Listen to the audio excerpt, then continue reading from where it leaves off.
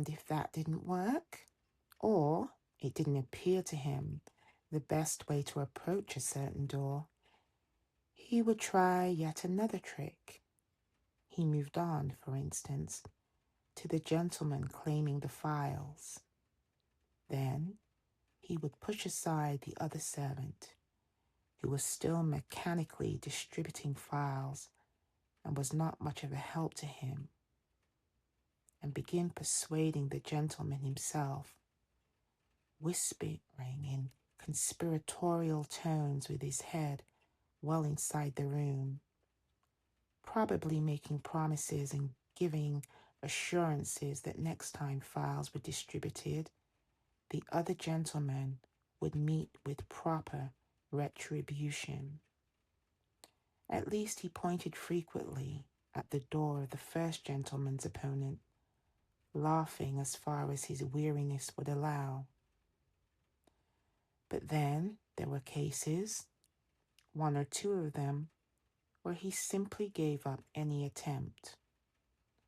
Although even here Kay thought he was only appearing to give up, or at least giving up on reasonable grounds, for he went calmly on, putting up with the noise made by a gentleman who felt badly treated, and only the way he sometimes closed his eyes for quite a while showed that he had suffered from the racket.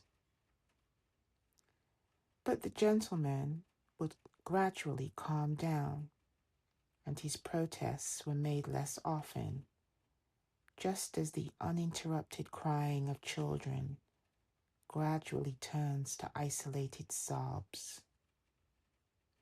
But even after he had fallen silent, there was still an occasional screech from his room, or its door was swiftly opened and slammed again. At least it turned out that here the servant had probably done just the right thing. In the end, there was only one gentleman left who would not calm down. He remained silent for a long time, but only to get his breath back, and then he started up again, making just as much fuss as before. It was not quite clear why he was shouting and complaining like that. Perhaps it wasn't to do with the distribution of the files at all. By now, the servant had finished his work, and there was only a single file, or really, just a piece of paper torn from a notepad, left on the trolley. That was the other servant's fault. An idea went through Kay's head. Why, he thought, that could very well be my file. The village mayor had called his a very minor case. And Kay, however random and ridiculous his assumption seemed even to himself, tried to approach the servant. He was looking thoughtfully at the sheet of paper. However, that wasn't easy, for the servant did not react well to the interest that Kay was taking in him. Even in the middle of his hardest work, he had always found time to look round at Kay with an angry or impatient and nervous jerk of his head. Only now that the files were distributed did he seem to have forgotten Kay for the moment and seemed indifferent, which his exhaustion made understandable. He wasn't taking much trouble with the sheet of paper either. Perhaps he wasn't even reading it, just looking as if he was. And although he would probably have made any of the gentlemen in the rooms happy by giving them the sheet of paper, he decided not to. He was tired of distributing files. With his forefinger to his lips, he signed to his companion to keep quiet. And then Kay was nowhere near him yet, tore up the sheet of paper into small pieces and put it in his pocket. This was the first irregularity that Kay had seen in all the office business here, although it was possible that he had misunderstood it.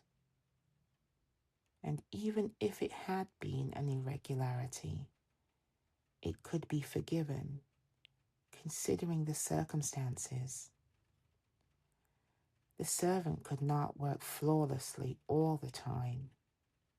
A point must come when his accumulated annoyance and uneasiness must break out, and venting it simply by tearing up a small sheet of paper was innocent enough. The voice of the gentleman who wasn't to be mollified was still echoing down the corridor, and his colleagues, who in other respects didn't behave in a friendly way to each other, seemed to be all of the same opinion about the noise he was making. It was coming to seem as if the gentleman had assumed the task of making enough noise for them all, and their shouts and nods of the head merely encouraged him to go on with it. But now, he didn't bother the servant anymore.